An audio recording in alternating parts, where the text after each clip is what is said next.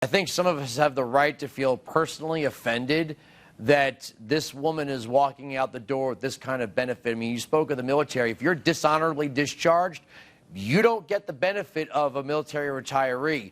And it feels like at this point in our history, Congress should pass something that treats federal employees at this level like members of the military. If you are found to be abusing your power, if you are, as they were calling it, neglect of duties in her case, if you are found guilty of this kind of thing and you are run out of the federal government, you should not be able to take any more taxpayer money with you.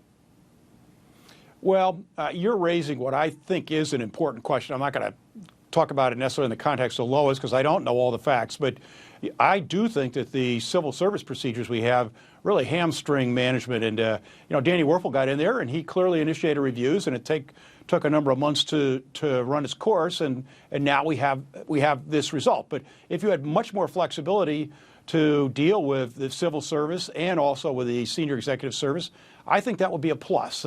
Now, let me say this, though, Andrew. What you don't want having happen is you don't want political appointees to get in these agencies and then willy-nilly throw people out. So a certain amount of due process is absolutely required. Otherwise, look, you're just going to get vindictiveness, and that's not going to get us anywhere either. So there's got to be impartiality. There have got to be basic protections. But I do think that the rules and regs, they can hinder effective management, if you will. FDR thought federal public sector unions were a hindrance to governance. What would you do if the president said, look, I really want you to get involved and help me come up with a way to hold some of these employees accountable while upholding that due process you just spoke of?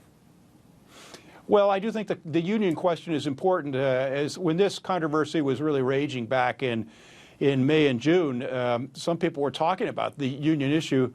I don't think that it's appropriate for there to be a union for law enforcement people, if you will. I have no problem whatsoever with the folks that are working the phones, but I do find it a little troubling that some of the folks that are the revenue agents, if you will, doing the audits, that they would be in a union. Just there's a perception there because, as has been documented, the unions take one side of an issue. I know the history you're talking about with FDR, but the blunt reality is now, as you know, the unions are better represented in the government service than they are in the private sector at this point. Yeah.